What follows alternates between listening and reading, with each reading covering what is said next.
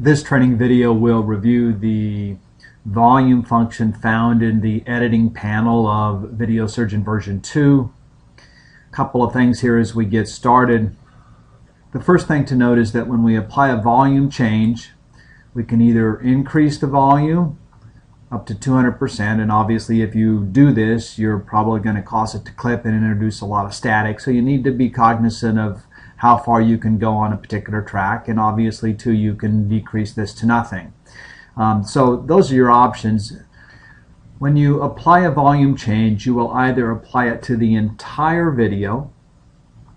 Let's just do that here, and I'm going to pump it up to 200% so you can see the changes.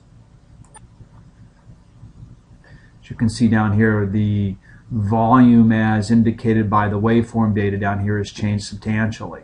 So that's one way in which the volume is applied. Let's undo that. The second way is to select an area of the video. How do we do that? We use these selector tools here. So if we select a certain area of the video, and then we do a volume change. Again, let's go to 200.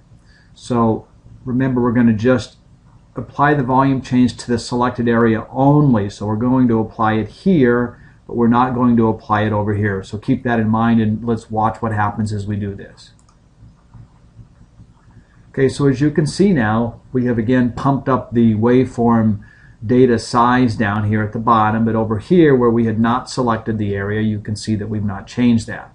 So those essentially are your two options. You can apply it globally to everything if you select nothing, or if you select a particular part by using these selectors, then you will apply the volume change only to that part of the video that you have selected.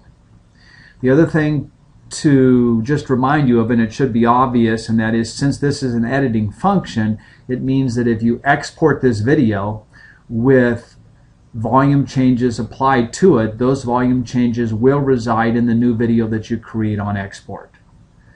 And that will conclude this training video on the volume feature found in VideoSurgeon version 2.